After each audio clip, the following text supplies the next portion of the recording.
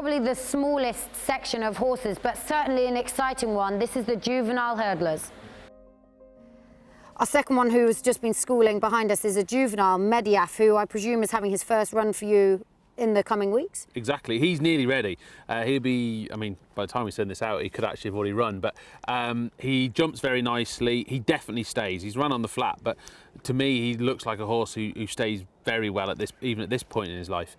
Where he ends up, it's up to him. We've got him fit and we've got him jumping. So he's now got to go out there and show us where he sort of belongs in the system, if that makes sense. But I do like his attitude, and I think, you know, you can be quite aggressive on this horse because he stays so well. And has he ran jumping at all yet, or is he straight from the flat and you're starting his jumping? Straight from the flat. Okay. And we've done loads of jumping, but to be honest with you, I think jumping's his favourite thing, really. Mm-hmm. He looked natural then, very natural, he loves it.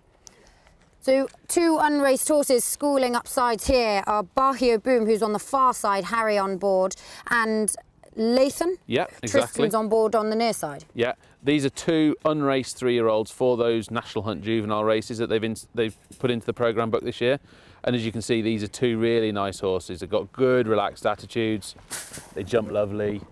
You know, I think to win those National Hunt juveniles, they're going to have to stay really well. These have got pretty stout pedigrees. Dr. Dino, Lathan, a Bucks Boom, Bahio Boom. We bought them at the store sales this year, and they're the most forward of them. And that's why we're going to go down that National Hunt juvenile route. I think it's a great series to support. Incredibly professional, considering they've had such little experience to come up here upsides. You know, not a bother. They were very professional.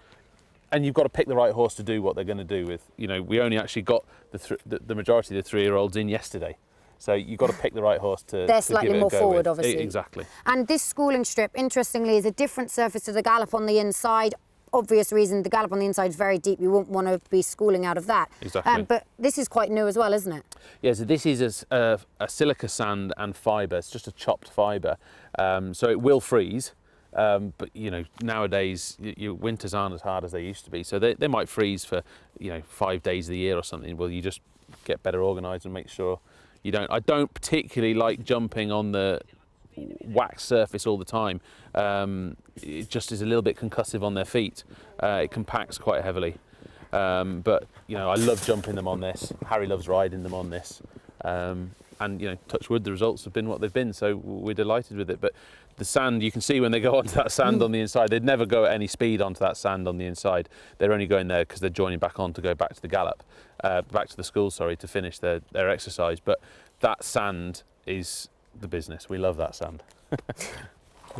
Number 3 is another filly that we're going to see, and that's exciting news, who's already had a run over hurdles, and she won. That was at Market Raisin recently.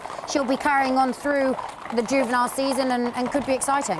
Oh, definitely. And like, she's got a great attitude for it. She loves to jump. She sees out the trip well. I think there's plenty of positives for her coming through this season.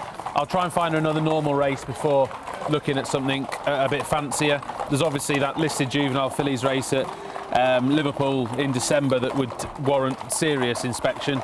But then when she gets into the spring, you know, there's a valuable one at Cheltenham as well in the April meeting. So those juvenile fillies, there are actually a handful of opportunities for a few quid. So she'd be a good asset to the team. So another unraced 3-year-old who is going for the National Hunt Juvenile Series is Chestino, who we saw schooling this morning. Yeah, really happy with him. He's by It's Gino, who's obviously the sire of Laylor. I think he's the most prominent progeny. But he's got a very forward attitude. He very much wants to get out there, jump, run. I think he's a perfect type of horse for this. How far he goes is up to him, but we've got him fit. He jumps nicely. Let's go and see. I mean, I can't offer too much on all of these unraced horses, because at the end of the day, the racecourse will tell you where they are. But I like what I've seen so far. Well, here we've got another one of the 3-year-olds who will probably be going for that new initiative, and this is Ygritte. Yeah, she's obviously not the biggest in the world, but she's super, super tough. By a relatively new sire, Pillar Coral, who we definitely like. I think he gives them a good attitude, and the ones that I've had so far have definitely shown up well in pre-training. So she completes the lineup for the National Hunt Juvenile horses. There's one I've missed out that's added into the 4-year-old section.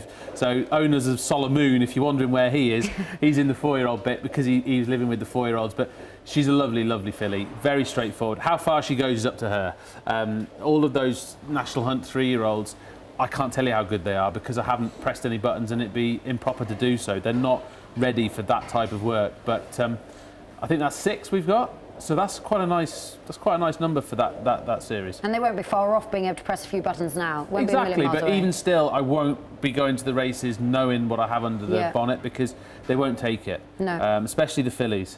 If you think you're there, or if you think you need one more bit of work, stop. Okay. We like to give those fillies the benefit of doubt and perhaps just run them one piece of work short rather than one piece of work heavy. Yeah. And they seem to be a bit better fresher.